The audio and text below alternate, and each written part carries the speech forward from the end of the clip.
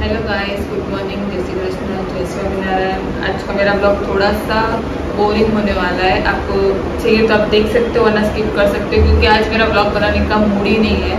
क्योंकि कुछ मन ही नहीं कर रहा है। जो अहमदाबाद का भी न्यूज़ सुना है, जो अभी टीवी पे चल रहा है कि प्लेन क्रैश हो चुका है वहाँ पे। जो अहमदाबाद से प्लेन वहाँ से निकला था और थोड़े ही सेकंड में वो क्रैश हो गया।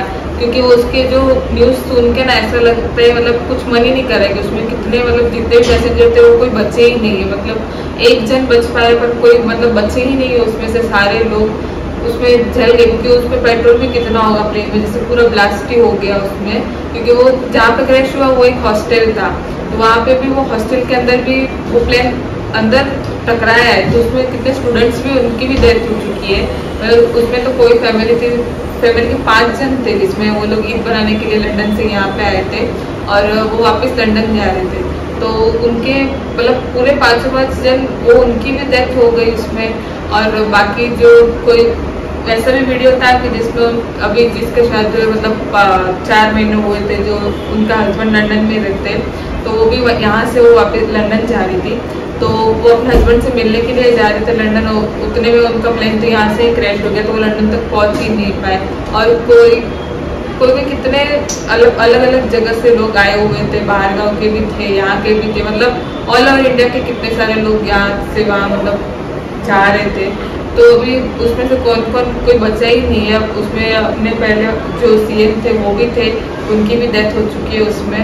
और उसमें कोई मतलब वर्ड्स ही नहीं मिल रहे कि उसके लिए क्या बोलूँ। मतलब वो सारे पिक्चर्स देख के ऐसा लगता है, कोई लोग वो देख के कोई बचा ही नहीं उसमें। सारे मतलब पूरे जल चुके हैं, इतना बड़ा ब्लास्ट था वो कि उसमें वैसे बोल रहे कि 20 स्टूडेंट्स की भी डेथ होगी। जो खाना खाने बैठे हुए थे वो सारे फोटोज भी आ रहे हैं कि हाँ उसमें पूरा सबको की प्लेट भी वहीं पड़ी हुई है, फोटोज भी आ रहे हैं।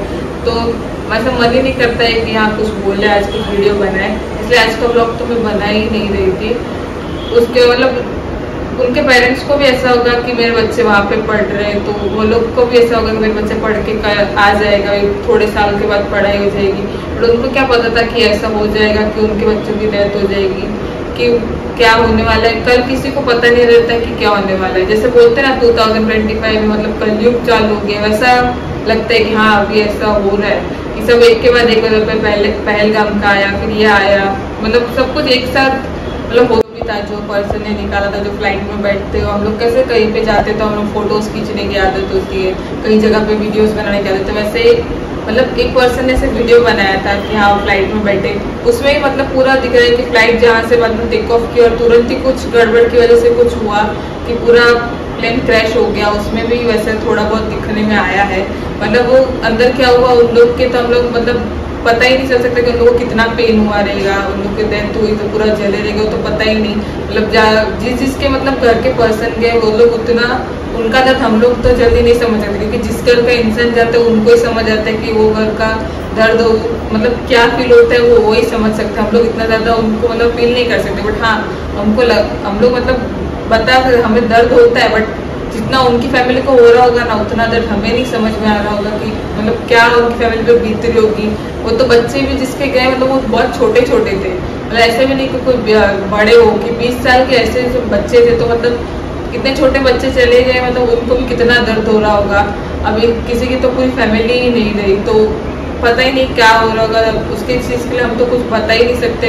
हमें दर्द हो रहा है हम अभी बोल के बता सकते, बट उन जिसकी फैमिली में हुआ है तो वो कुछ भी नहीं बोल सकते। उनके पास तो कोई वर्ड्स भी नहीं होंगे कि क्या ही बोले, मतलब क्या कुछ समझ ही नहीं आ रहा होगा उनको अभी। तो मतलब वो सब न्यूज़ देख के अच्छा फील नहीं हो रहा था, तो आज मैं ब्लॉग नहीं बना रही हूँ। बस यही ब्लॉग का यहीं पे कर रही हूँ। बाय बाय, जय श्री कृष्ण, जय स्वामीनारायण।